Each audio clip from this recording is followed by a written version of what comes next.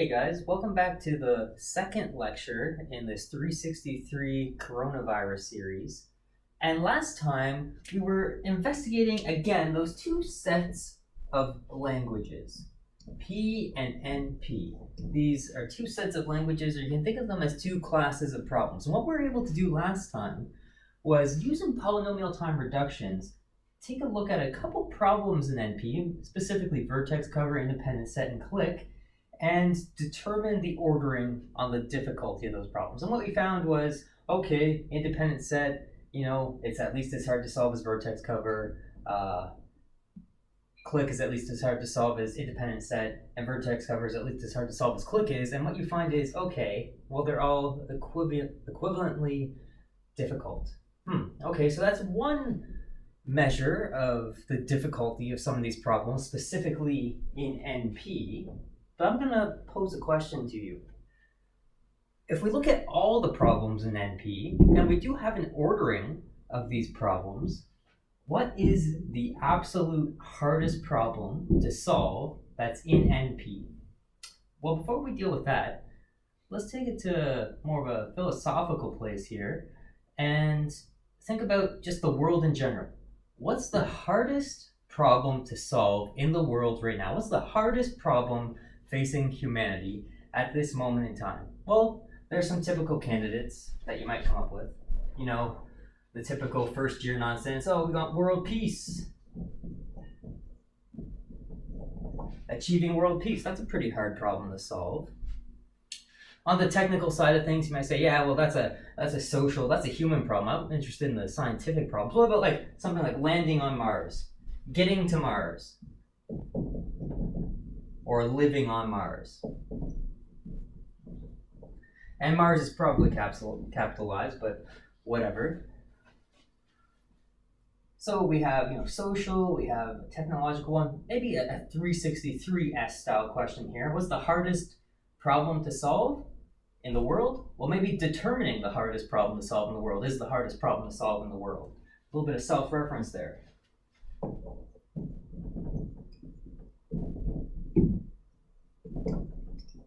Maybe determining the hardest problem is the hardest problem.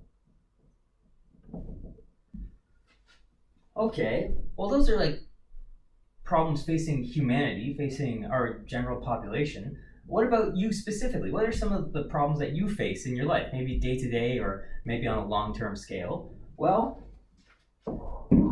maybe something like passing CSC363. That's a problem you have to solve. How hard is that? Might be hard for some of you, not hard for others, but definitely doable by everybody. So passing CSC 363. Maybe you guys have longer term goals. Maybe you want to graduate with a comp sci degree.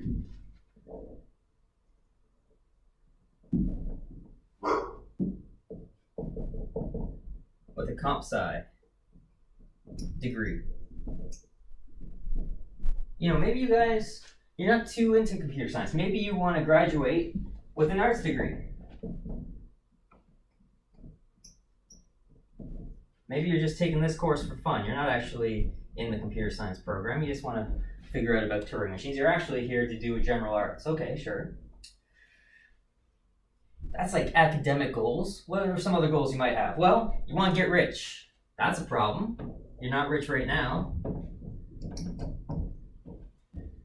Maybe in your social life, maybe you want a stable relationship. Getting a stable relationship.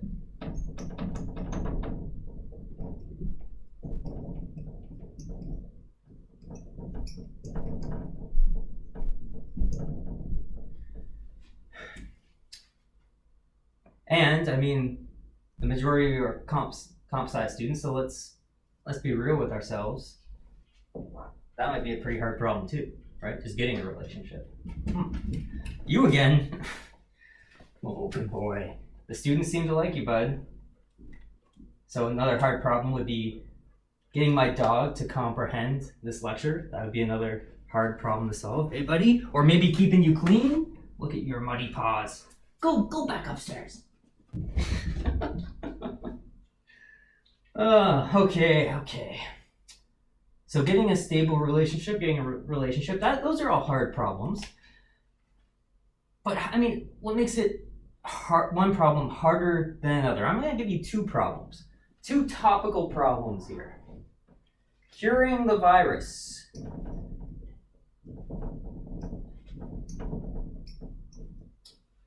And when I say virus, I mean the virus, coronavirus. So curing the virus, that's a problem we need to solve. Okay, that's the first problem. What about stopping or dealing with stopping the virus panic? I'll call it hysteria.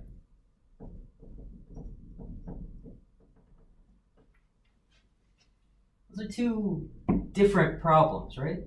Curing the virus and stopping the virus hysteria. Let's zone in on these two. What one's harder to solve? So think about that for a moment. And you can pause the video if you want to, dwell on it a bit on your own. Try to come up with a rational, logical argument. This one's probably harder because we have to do this and that. Well, this one, we have to deal with maybe irrational behavior. This one's more scientific. You can come up with some certain arguments. Well, you say here, I'm not a biologist, but there's probably going to be some test tubes, petri dishes, microscopes, lab coats, and someone's going to be able to do it, but it's tricky. Stopping the virus panic, that's tricky too. How do you lead people? How do you control people? But how do we order difficulty? Well, we order difficulty with reductions. Remember, we'd say problem A or problem B is at least as hard to solve as problem B, or I'm going to start over on that one. Problem B is at least as hard to solve as problem A if A reduces to B. Well, what does that really mean? Well, that means if we have a solution to B, we get a solution to A, okay? Meaning if we have a solution to B, using this reduction, we get a solution to A for free. And that's really how we order difficulty. If I solve problem B, and that solves problem A in the process, well then B was a harder problem to solve because solving B gives me a free solution to A. Solving A doesn't necessarily give me a free solution to B. So let's think about that for a moment. Using that framework, can I order these two problems? Well, if I stop the virus panic, do I cure the virus? Not necessarily. You might just throw out a ton of propaganda, for instance, or control people with like a police state, become fascist. That's not curing the virus, that's just controlling your people. But look at the other way. If I cure the virus, I immediately stop the panic. If the people know that, okay, the virus is cured, they're not going to panic anymore. Therefore, what? This one's actually the harder problem in our framework, loosely. It's not like these things are formal languages right now, but using our notion of what makes a problem harder, this is true. Because if I cure the virus, I stop the panic. If I stop the panic, I haven't necessarily cured the virus. So curing the virus is a harder problem. Oh, okay. Well, let's look at some of these other problems. Maybe we can start to build an order on some of these. Well, look over here. If you graduate with a comp sci degree, that means you've passed CSC363. So this one is harder than passing CSC363. Okay, and some it might be hard to come up with some orderings. I know a lot of you might say, okay, well, if I can graduate with a comp sci degree, then that's clearly a harder problem than graduating with an arts degree. That might be true. I'll leave you guys to work that one out. What about some other ones? Well, you look up here. I'll let you know a little secret. If you get rich, you can get a relationship. Trust me, okay? So getting rich is the harder problem. Once you get rich, you can have all the relationships you want. Trust me. Okay, these ones, well, those are like kind of the big questions in life. Determining the hardest problem, getting to Mars, world peace. I don't know if I can put an ordering on those problems.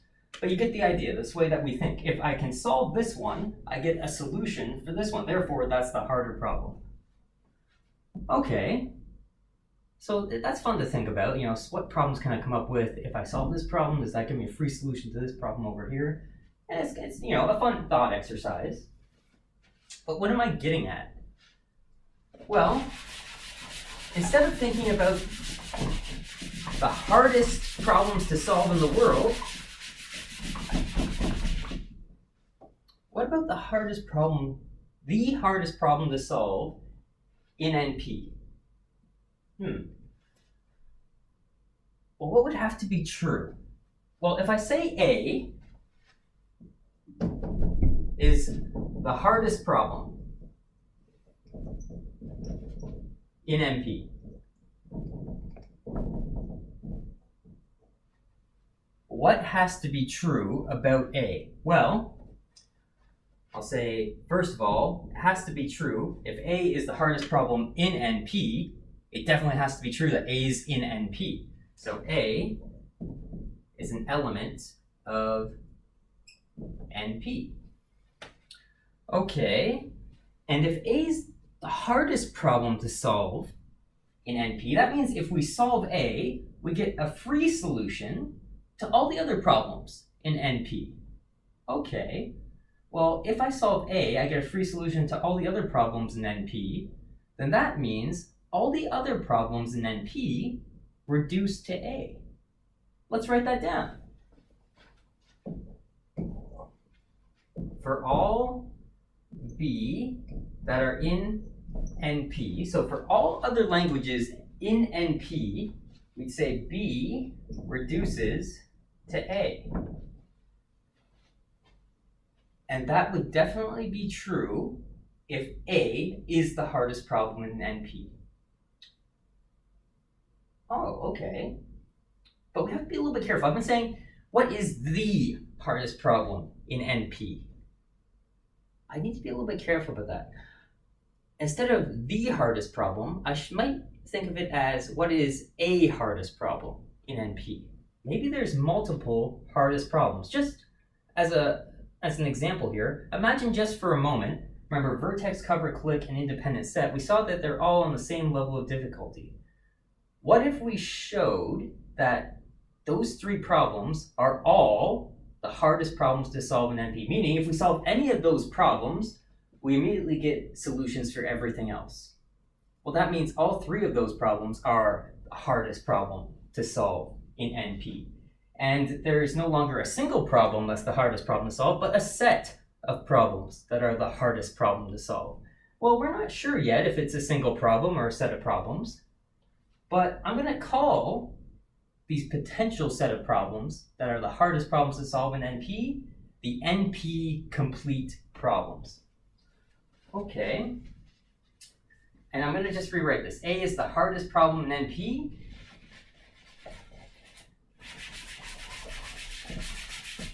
I'm going to say A is an element of NP complete. We'll also write this as NPC. If A is an element of NP, and for all other languages, for all other problems in NP, B reduces to A. Meaning if I get a solution to A, if I get a solution to my NP complete problem, I get a free solution to everything else. And one thing that you should note about this, if it's a polynomial time reduction and everything polynomial time reduces to an NP complete problem, if I come up with a polynomial time solution to any NP complete problem, I immediately get a polynomial time solution to every NP complete problem. And if you're following along, you can conclude that P equals NP. So keep that in the back of your mind. But for now, let's zone in on these problems. What is an NP complete problem? How would you go about showing a problem is an NP complete problem? It's not quite clear.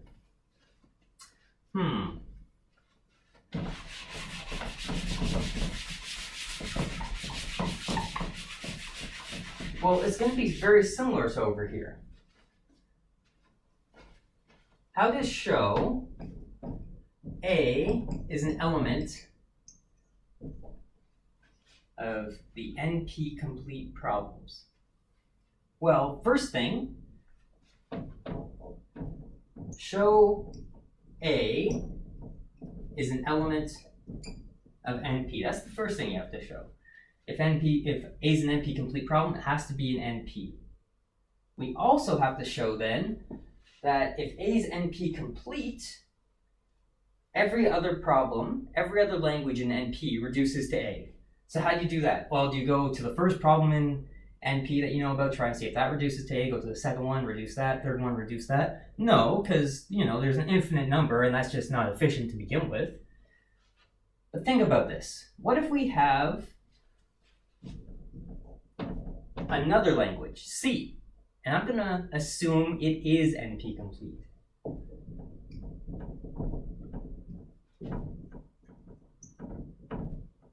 So assume we have a language C that happens to be NP complete.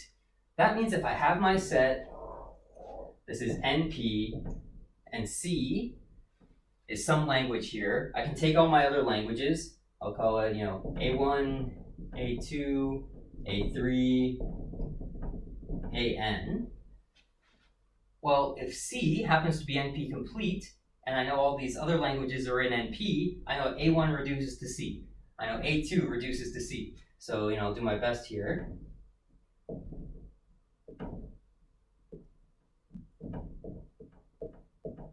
So those are supposed to be kind of like less than or equal signs, rotated, I guess, but they're all reducing to C.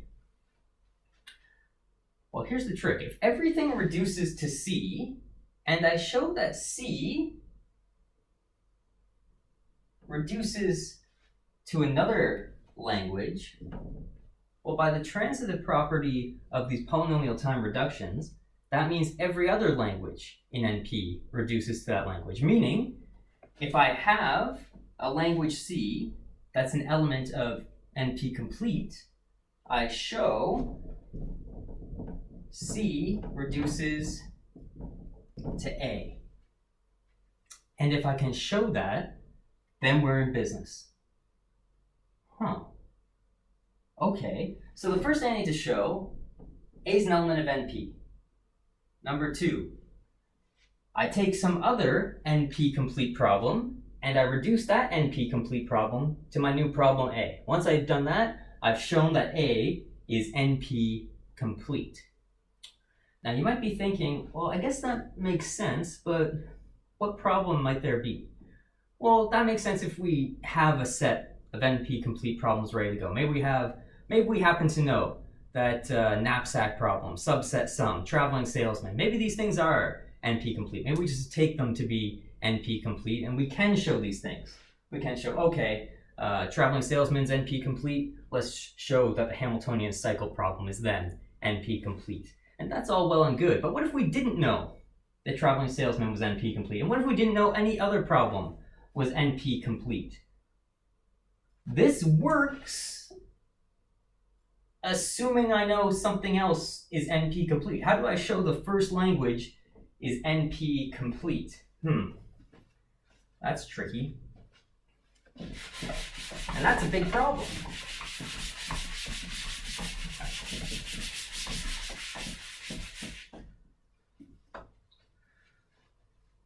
Let me put that problem on the back burner, just for a moment. Let me give you another problem, another language. I'm going to call this the 3-sat problem. What's the 3-sat problem? Well, instead of writing it out, it's just going to be easier to show you an example. So assume we have a giant Boolean expression, and it's going to be basically n terms, or not necessarily n terms, but a certain number of terms. And in each of these terms, I'm going to have potentially, I'm going to have exactly 3 Boolean variables, but those Boolean variables may be negated or not. I'll give you an example. So maybe in this first term, I have x1, which is a Boolean variable, true or false. Then maybe x2 bar, meaning x2 not, or x3. That's my first term. Then I AND that with my next term.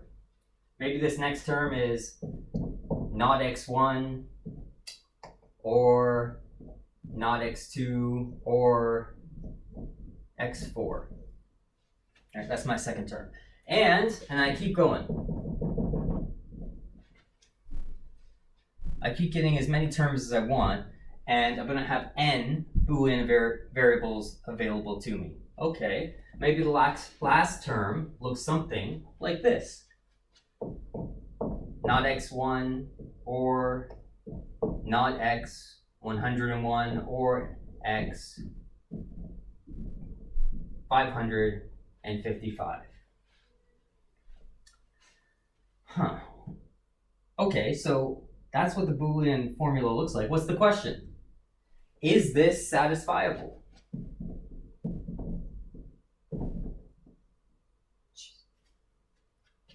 What do I mean by satisfiable?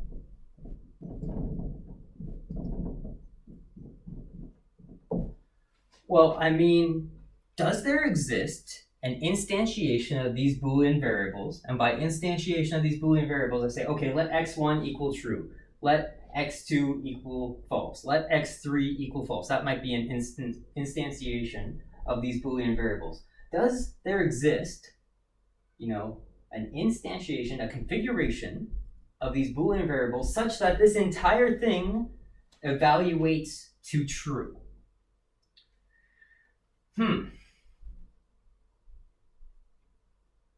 Well, that's actually really, really hard to determine if I have a ton of terms here and a ton of variables.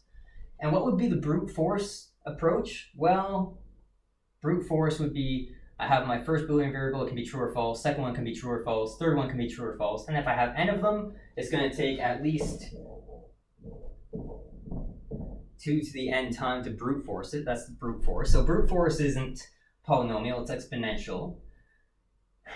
Could I verify this thing in polynomial time? Yeah, I actually could. So if someone gives me an instantiation of the Boolean variables and says, yes, this evaluates or this satisfies this giant expression, what do? Well, I just plug in the values. Okay, is this term here true? Is this term here true? Is this term here true? If so, yes, that's a valid solution. If no, it's not a valid solution. And I can do that in polynomial time. I basically just have to loop through the Boolean expression. So it's verifiable in polynomial time. I don't know if there is a polynomial time solution to it, but brute force definitely isn't. But this is certainly an NP. Because why? Because I can verify it in polynomial time.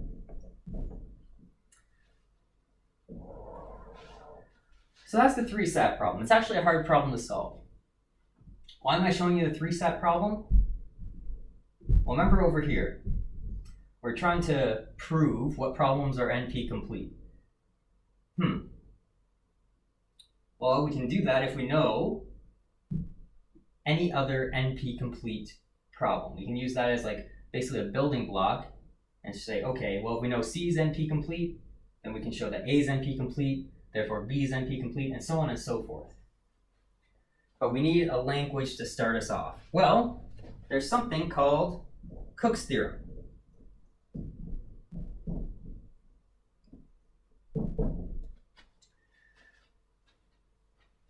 Cook's theorem, named after Stephen Cook, who came up with the theorem. You might hear it called Cook-Levin theorem, and I've heard Stephen Cook calls it the Levin theorem because he's a very modest fellow. I haven't met him, but he is another professor at the University of Toronto. And he doesn't teach anymore, but he was still teaching when I was teaching this course. And my students at the time, they didn't know this, but instead of taking this course with me, they could have taken it with Cook.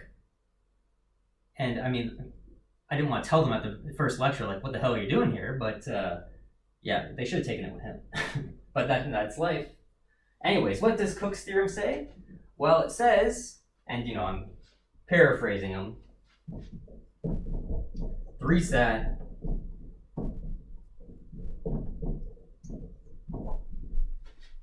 is NP complete. It says a little bit more than that, but for our purposes, that's what Cook's theorem says. That's sweet. Why is that sweet? This gives us our first language. So now, what's the goal? Well, to prove something else, something new is NP complete, we show 3-sat reduces to traveling salesman, therefore traveling salesman's NP complete. Then we can take the traveling salesman, say traveling salesman reduces to knapsack problem is NP complete. Knapsack problem reduces to subset sum. Subset sum is NP complete. And basically this kernel, this foundation, allows us to show all the NP complete problems. And when you ever hear about an NP complete problem, like traveling salesman, knapsack, subset sum, all, the usual suspects, you trace back, the trail of reductions essentially. All roads lead to Rome, all reductions lead to 3-sat. Okay. So what's the next step? Well, in the next part of this lecture, we're going to see that 3-sat reduces to independent set. But that's enough for now. I'll catch you in the next part. Thank you very much for your attention.